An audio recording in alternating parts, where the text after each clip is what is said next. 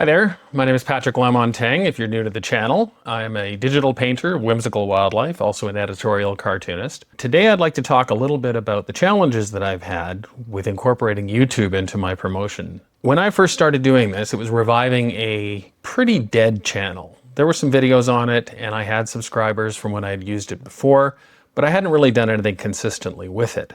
I sat down by the river here in Canmore and I recorded a video. I basically just said, I'm going to do this and see what happens. Since then, I've recorded and posted 12 videos. So about once a month, not consistently once a month, not as many as I would have liked to have done. And I've realized that the challenge with doing a video is, regardless of how often you tell yourself just set it up and fire away and record, there is a resistance to actually sitting down and recording a video without a script, because I've done both kinds. When you do a script, it's usually when you have something to say that is concise, specific. The company that makes the digital displays that I use, Wacom, they have hired me on occasion over the years to do videos for them. Those are scripted. Why? Because there's a certain thing that they would like me to talk about and there's a certain time limit. So it is a better video to do the painting footage and then do the narrative. Now, I don't have a problem talking to the camera. I don't get nervous about it. I don't have a problem public speaking. I don't have a problem writing. I've been promoting my work through writing on my website and in my blog for many years. This would be a good moment where, if you'd like to follow along with my stories behind the work and videos like this and new paintings as I create them, there is a link below to a wilder view, which is my email list. I'm working on a painting of a bear, and this is for an upcoming book project that I've procrastinated on for many years. It's finally happening.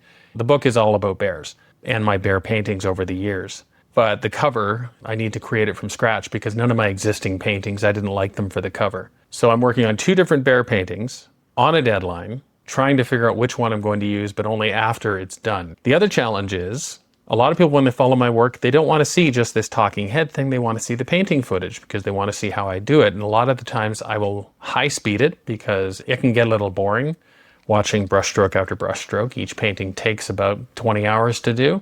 And I don't do it all in one sitting. I'm also an editorial cartoonist, so I've got cartoon deadlines all throughout the week. I've got commissions that I'm working on. I have all the admin that goes with running any business, not just an art business. So finding time to squeeze in the painting, which sounds weird because a lot of people think that's all I do all day, but I don't get to do as much as I'd like. Now, to add video to it and to record it, that creates another element. When I sit down to paint, I usually have a cup of coffee with me, listening to music as I paint, and I get lost in the painting for at least a couple hours, and then usually that's the end of a session.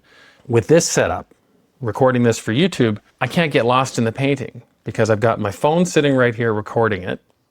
I've got a display up here with my reference images. I have my action camera set up on a tripod here, so I'm talking to you.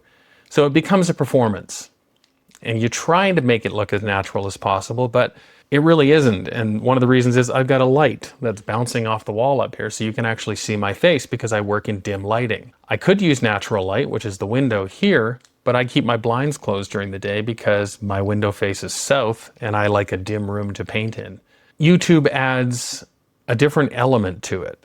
So you're seeing a video of me painting rather than what it actually looks like painting.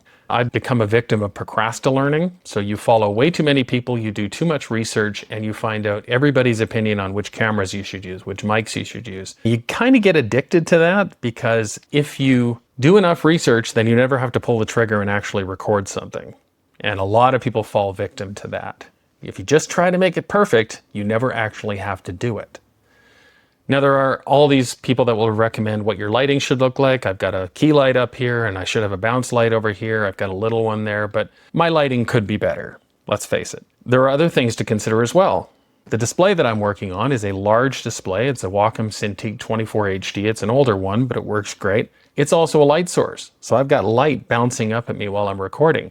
That reflects on my glasses. And you might think, well, you could adjust your camera up or you could adjust your camera at different angles. I've tried them all. No matter what I do, if I'm going to talk to the camera and look down and paint and have the right lighting for my phone to record what I'm doing, plus I've got a light source right in front of me because it's my secondary monitor that holds my reference images, all of these light sources are going to reflect on my glasses. If I make the light too warm, make it look a little homey or whatever. It's going to affect the colors, how I see them.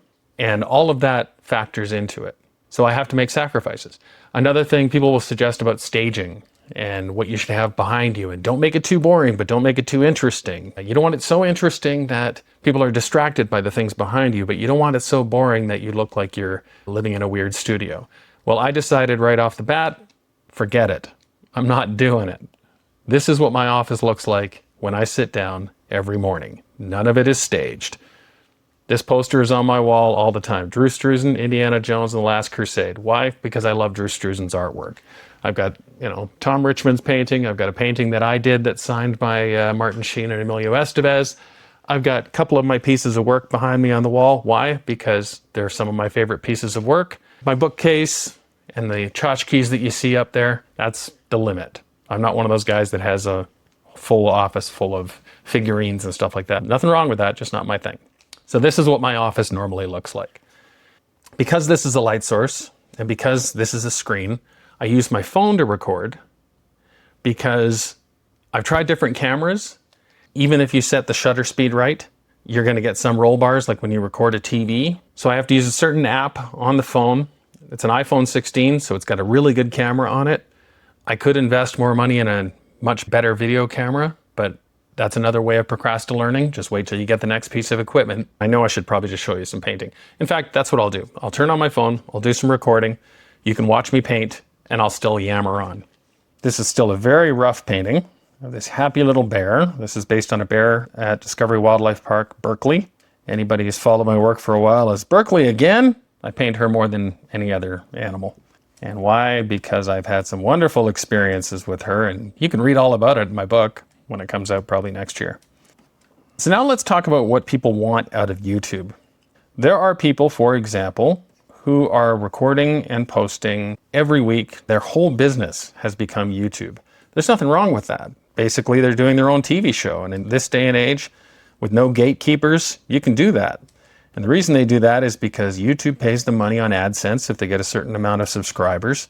Plus, they get sponsorships. That helps them. Plus, they get to live their lifestyle of a lot of them traveling around and seeing new places, and all they have to do is turn it into a TV show. I follow a lot of those people. Some of them are very entertaining, very good at it, and we are all in an economy now where our attention is in demand. And that's why there are so many people doing YouTube videos. And you never actually know what's going to go viral or what's going to resonate with people. I'm still surprised to this day that people like to hear my stories and follow my work. They follow my work because they like my funny-looking animals, and that's great. They collect them. My style is something that connects with them. I'm not doing an instruction channel. I'm not teaching courses. Will I ever teach courses? Maybe. Someday I may want to teach, but right now I'm still learning. I'm still trying to become a better artist, and there are still many things I hope to achieve that I can only do by continuing to create art. I don't want to be a content creator.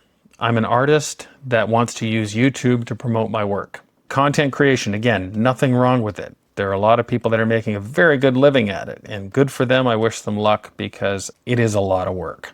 And anybody who thinks it's just as easy as flipping a camera on, recording and posting doesn't realize that after somebody has recorded and posted their travel log for a full day, they've got about 3 days left of editing. All that music has to be sourced, all of the drone shots that many of them do. They have to set up their camera, drive past their camera, get out of their vehicle, go back and get that camera, check to see that it was good footage. If not, they have to go back, set it up again, drive past it, and this goes for hiking and all sorts of things. When you see a camera set up and the subject of the video goes walking by, that means they had to set up that camera, walk by it, go back and retrieve it, check the footage, make sure they don't have to do it again. So for this video here, you might think, well, what's the point of it? Well, the point is just to make it more comfortable for me to discuss what I'm doing. Because if every video has to be a cinematic production, you're not going to see many videos from me. Right now, I'm still feeling my way. I don't make my living doing YouTube. I make my living doing artwork. So YouTube supports the art. YouTube isn't the reason I do art. I had to stop preparing and start publishing. That means more videos like this. When things pop into my head, I can record a video, recording more frequently, getting it out there. I went down to Coaldale, Birds of Prey Center, which is a place I love visiting. And there is a video that I will link to at the end of this where you can watch some of the footage that I took while I was there. Now, one of the things I wanted to do while I was down there, because it's such a great place, is you have to share videos of it. I've shared photos of it a lot, but now I have to share video of it.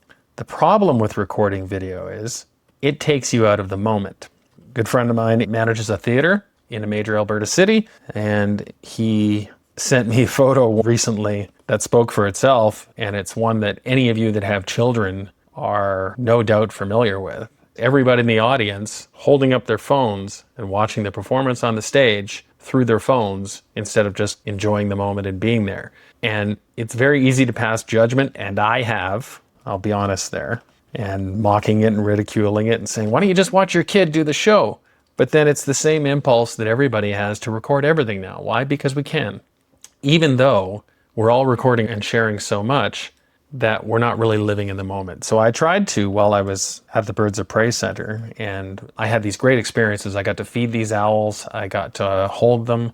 I got to feed baby ravens, a very exciting thing for me. I was very happy to do that. But I also wanted to share those moments and record the moment for myself. So a lot of the time while I was feeding these baby ravens, I had a selfie stick in front of me with the phone on it, and I've got the dropper in my hand, and I'm picking up the chicken out of the bowl, and I'm feeding it to the baby raven, and I'm watching in my lens to make sure that I'm getting the recording, but I'm also trying to enjoy the fact that I'm feeding a baby raven. And it did occur to me at one point, you're missing this. You're missing this moment. And I even said to the person at the facility that was helping, okay, I'm going to put the camera down so I can enjoy the moment. She said, yeah, she goes, enjoy the moment. And so I did. I did a balance of both. And while I was petting the raven, I had my phone set up and I was recording that as well. So I was trying to incorporate the recording for YouTube into the moment I was having, and it felt a little disingenuous, but this is also my business. This is also what I do. And these are the experiences that tell the stories behind the artwork that people sign up for my email newsletter to hear. So you have to sacrifice some certain things for your business. And to be fair, I probably wouldn't go to these places if it wasn't for my business, because I have to take reference photos. So there are things I would have liked to have recorded at the park. For example, there's a bunch of eagles. They do flight training and they fly right at the camera, but they only do about 3 or 4 passes because eagles and hawks will overheat. I didn't want to miss that. I had driven 3.5, 4 hours down there primarily for that reason, because how often do I get those in-flight shots?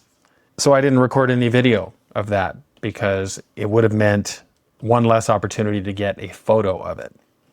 I'm at peace with the fact that I didn't just immerse myself in the moment and I still had the video, because when I was editing it, I got to relive it. And feeding those baby ravens was exciting. I really enjoyed it. And I found that while editing, I got to see the footage again, and I can go back and revisit it anytime I want. Whereas if I had just existed in the moment, it would have been in my memory. Let's face it, I'm 55. My memory isn't what it used to be. I'm glad I recorded it because I get to go look at it and I got to share it with people. Also, I want to promote the place. I want people to go down there and promote this rescue and rehabilitation facility where a lot of times the birds they rescue, they get released back into the wild, and they can only do that when people support the facility. So I wanted to share that because recording the video puts people there.